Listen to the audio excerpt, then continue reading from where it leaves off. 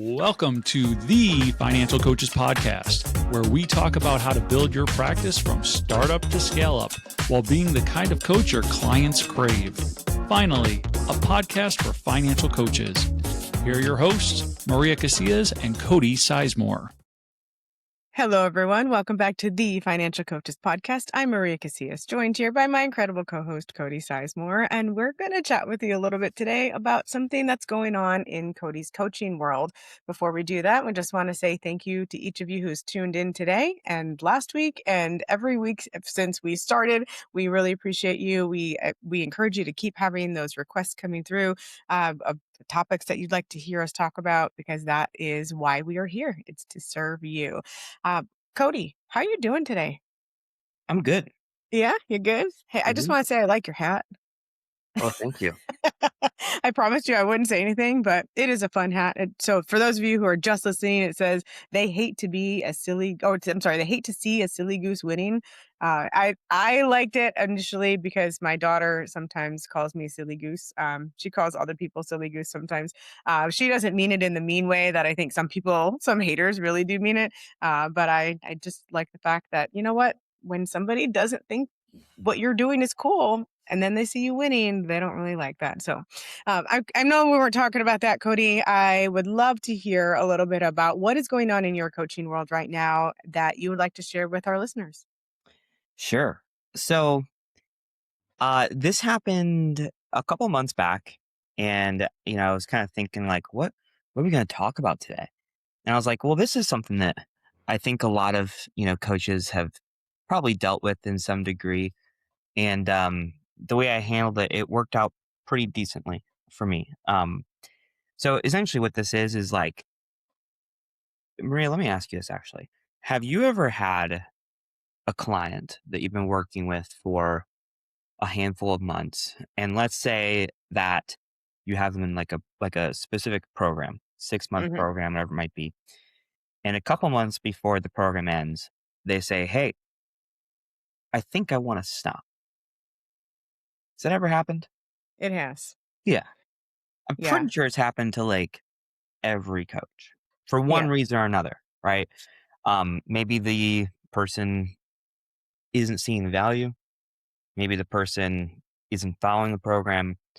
Or maybe the person is actually just really, really doing well, and they feel like, hey, I just don't feel like I actually need this anymore. I think I got what I needed, kind of thing. Mm-hmm. Whatever the case might be, this happens to a lot of coaches. And I know what it feels like to be on the receiving end of that text message, because that's happened to me a few times as well. And it sucks. Like Mm-hmm. in our head as coaches, we're like, okay, we got these clients, we got this client, we got this client. This client's going to be good until this day at least. They might want to keep going. We'll see, but like blah, blah, blah. And then all of a sudden, everything kind of gets like, it's like a shock to your system almost, Yep. right? And you kind of go into like freak out mode for a moment. So recently, that had happened to me. Thankfully, though, it was for the reason that he felt that he was doing well and that Mm-hmm. he got what he needed. And, he was like, I think that, what we did was great, but I can take that extra money and apply it towards the goals now. So I figured that it would be good to just kind of like do a little bit of a case study, just read, a little bit about our text exchange a little bit. I did send a 5-minute voice message to him. Okay. So that part I'm not going to read, but I can like summarize it kind of thing and give Perfect. like the few bullet points, and then we can just kind of talk through it, and hopefully, it's something that someone can take away from this, and get some value from it. Yeah. So I love that you sent a voice memo. Just wanted to oh yeah, I'm a point that big out fan of because those. that's so important. Yeah. Yep, I'm a big fan of those. Anytime that I'm like this needs a little bit more of an extra touch or a Mm-hmm. little bit more of like an emotional appeal, I'll Mm-hmm. always send a voice message, even if it's, if it's a client or if it's a lead, it doesn't matter kind of thing, Mm-hmm. I'll Uh, add one more thing to that. It's either the emotional touch or it can be clarity. If it needs more yes. clarity, sometimes that is not going to come through in a written form. And so need to be find a different way to do that. 100%. So if you haven't utilized those, or if you've been nervous to do it, do it. It'll be good. So, all right, you ready? I am. Okay, so this was the first text that I got from this guy. It was in response of me basically like giving him a friendly reminder of our meeting that was happening in a couple days or whatever it might be.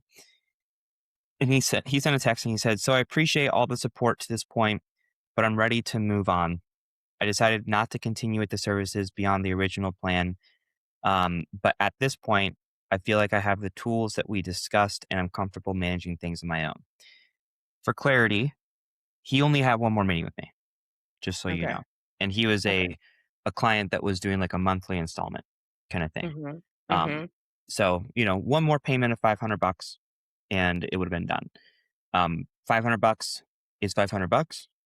It's not the biggest deal in the world if I didn't get it, but at the same time,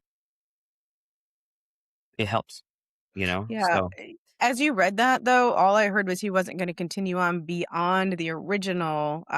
In that part so far, he hasn't said he's not going to finish out that initial. So does that come later, or yeah, was there an assumption there? Okay. yep.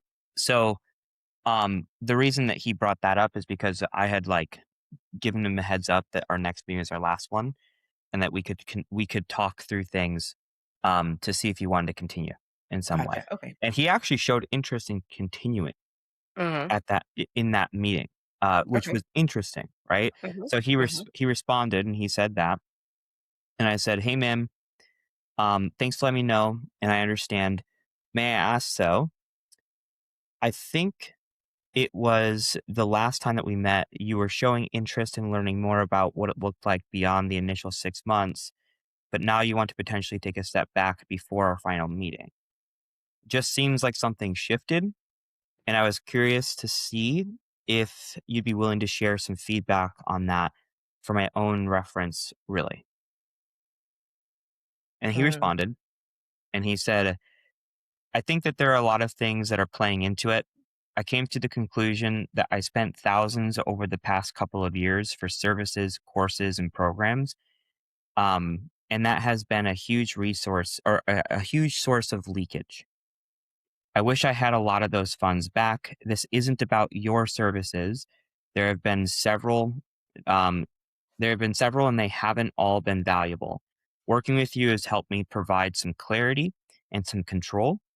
But the reality is that I need to quit paying for services and handle things myself. I'm an educated and experienced guy. I can handle this. The reset was helpful, but the outlay of money for services isn't something I want to do anymore." Okay. So it's basically what he's saying. He's like, "Hey, Hmm. what we do is great. I got what I needed, but I just don't want to put any more money out towards this Hmm. kind of Hmm. thing." Yep. So I received that message, and I basically took a couple hours to just kind of think about it because I didn't want to make like an emotional thing. I didn't want to just like rush into that response kind of thing. So I Hmm. really thought about things. And this is the type of guy, as you could probably tell from his text, he's very, very driven.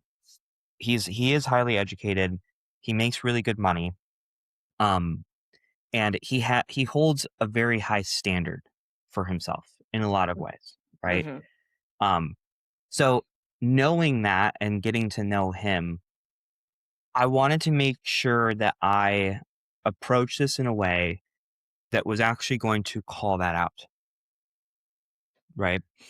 Um, and make it very much so centered around like who he is and what this decision that he is potentially going to make could do for him, Hmm. Hmm. right? On either end of the spectrum, kind of thing. So this is where I sent the voice message. So I'll do my best to kind of summarize this. And again, this was a couple months ago, so I'm gonna be like a little shaky on what exactly I said. It's But all the good. long and short of it was that I basically said, "Hey, dude, I put some thought into this, and if this is something that you truly don't want to do, I'm not going to force you to do anything.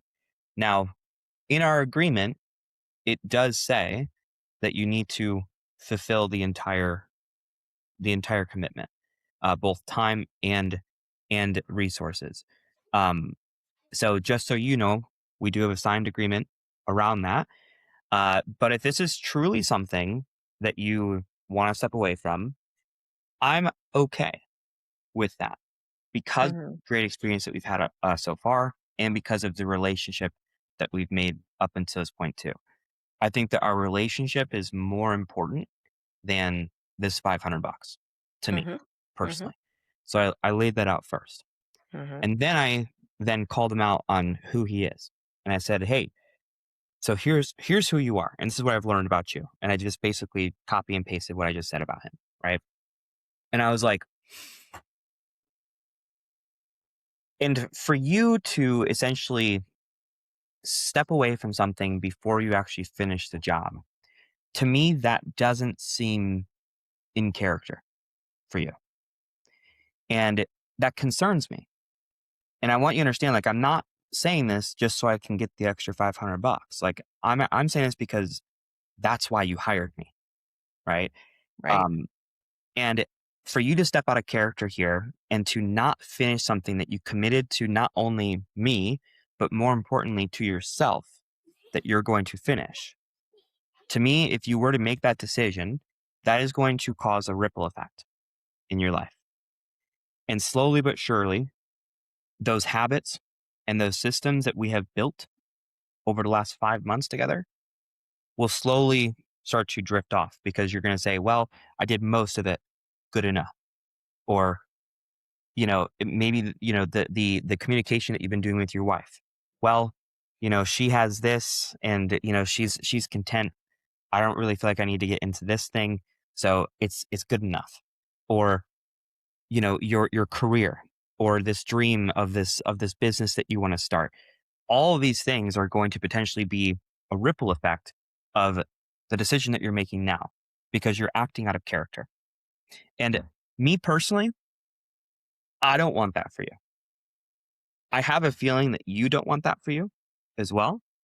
But let's also talk about the ripple effect of if you were to finish the commitment that you set for yourself and that you were to live into the integrity of, hey, I'm the type of guy who does what he says he's going to do. I'm the type of guy who finishes the job.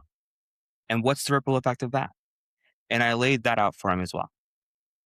And basically, the way I ended it was like, you know yourself better than I do. And I think that you'll also know what's going to happen if you decide to make this decision or not. So I'm going to leave the ball in your court. And I want you to make this decision for yourself. Are you going to be the type of person who finishes the job? Are you going to be the type of person who does what he says he's going to do or not? And you let me know. And I just left it at that. Hmm. And I got a response, and he said something along the lines of like, understood. I hear you. Let's finish it. And then we finished it. Do you know how long it was between the time you sent it to the time he responded?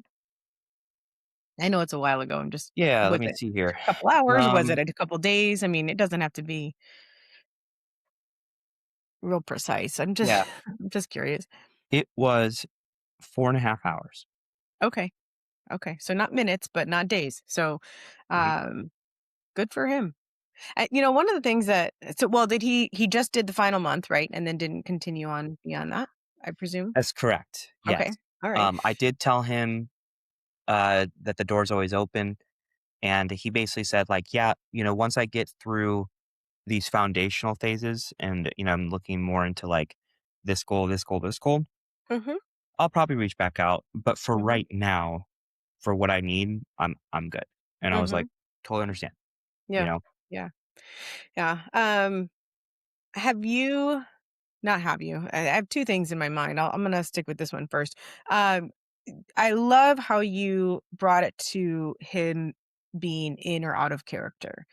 And it wasn't just about how he typically is, and maybe that's what you meant when you said out of character, but you actually then called out a specific characteristic, a virtue, a value of integrity that he has displayed to you in the past. Hmm. And one that if he continues to utilize, he will see this rippling effect. And if he doesn't, you will see that in all these other different areas of his life. And I think that that was really, really powerful for him. It might be the thing that made him marinate on it for a few hours before replying to you. Hmm. And so I just wanted to just say hats off to you for taking the time and recognizing that it really is about him. $500, as you said, is just $500. And, that it's not chump change. I know that. Hmm. But what it represented for him, it was like you said, that finishing of something that he had already committed to, which is something that is important to him. So I really appreciate that.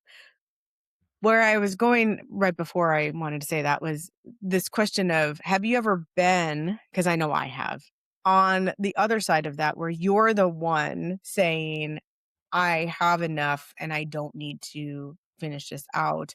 And when I say that for myself, it's not that I have not finished a commitment, a financial commitment per se, but maybe I either think I have enough and I can do it on my own, or there's other stuff going on in my mind and I'm on the other side of that going, I'm done, engaging in this particular service. So I was just curious if you had ever, because I know you also, pay for services. You engage in coaching for your own good. I'm just wondering if you've ever been on the other side of that. Yeah. So I have, and what I will say is that when I was younger, when Hmm. I was a little lad, um, I wouldn't finish things. I Uh-huh. wouldn't finish things. Um, Now, if you ask me, like, over the last, 5 to 7 years, Mhm. um, no, I finish what I start. Mhm. And there's really two, maybe 2 or 3 big reasons as to why that shift happened for me. Um, Number 1 is that was around the time where I really, really started to have, like, this, like, almost kinda like a renaissance in my life, and I kind of, like, rebuilt my whole life, right? Um, and a big part of that was integrity. That Mhm. was in personal integrity, right? Mhm. Um, and I'm just like, well, if I'm going to pay for something, then I want to make sure I get my money's worth. I'm going to finish it, you Mhm. know, even if I feel like I am not getting value from it, even if I feel like I know what's coming. Um, I'm still going to do it because I paid for it. Like, Mhm. why wouldn't I do it? I paid for it, kind of thing. Mhm. So that's one reason. The other reason too, though, is that you know, it's it's one of those things that I know that there are certain things that I know, and then I also know that there are certain things that I don't know. But one thing that I've really learned over the last several years is that there are definitely things that I don't know that I don't know. Mhm. And it's always that last part. It's always that last part towards, like, even if I get through something and I'm like 80% of the way done, and I'm like, okay, I think I got it. But how am I supposed to know if there's something else in that last 20% that I just don't know, Right. right? Yep. So that sheer, like, curiosity Mhm. also makes sure that I drive this as well, because I Mhm. want to make sure that I know everything that I can, again, because I made that investment kind of thing. So that's Yes. another part of it. And then the last part would really just be like, it's just kind of who I am, Like I finish things. I Mhm. don't start things and fall off. Like I finish them. Mhm. That's that's who I am, you Mhm. know? Um, Mhm. and whenever I don't finish something, it bugs me so much that I need to go back and finish it, kind of thing, Mhm. you know? Um, so yeah, I've been on the other side of things. But over the last, 5 to 7 years, that's really what it's been like recently. Yeah, I think it's great. I heard curiosity in there, but I also heard, not explicitly stated, was humility. There's that ability Yeah. for us to see that there are things that I don't know. And that has to come with some humility and recognition of there's so much out there that we're just not aware of. And so I really appreciate that. So it's not just about, finishing something that you paid for to get the value, because I've done that as well. But there have been times when I've actually stopped, even though I paid for something, when I realized that it was very much misaligned with whatever my values were. And so that was another, it's a completely different scenario, but it's where, okay, I've paid for this thing, and now I realize it was something that probably I shouldn't have paid for in the first place, Hmm. and I just didn't do my due diligence to realize that this was somebody, either something or somebody that was not well aligned with my values. And so it was kind of one of those, like, it's time to just leave, even though I'm not getting my money back and I'm not getting the full value out of it. And I think it's okay sometimes to see that as well. Now, I am not suggesting that that's what this individual was doing with you by any stretch, but I have been on that side of things before. So yeah, I love that. What this is showing me is that so much of this is truly wrapped up in what is your value as a Yeah, a lot person. of it's identity in certain ways. Right, right. And what are your characteristics that you want to be known for, and that sort of define who you are, and basically making some really tough decisions based on that. Yeah. And that's what I'm hearing, both on both sides. And so kudos to you for recognizing that, for pulling those out in a very charitable way. So you weren't, pounding him in his head with, buddy, if you don't do this, this is how it's going to ruin your life. You were just letting him know, and you used the words calling out who he is. And that, even that has a tinge of, uh, smackdown, right? Hmm. But you didn't even do that per se. You just reflected to him that which you have seen over the past 5 months is who he is. And you let him sort of know what will that look like in the future if he does not stay true to that. Hmm. Hmm. Yeah.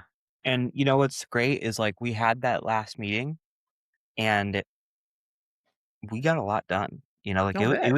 it was a really, really good meeting. And he felt really good at the end of it as well. So, you know, I'm I'm just glad that we were able to have that. Not necessarily just because again, like the $500, like that is what it Mhm, is. But I'm glad that we were able to mhm, have that because I feel like we could end that chapter of our relationship on a really, really good note, mhm.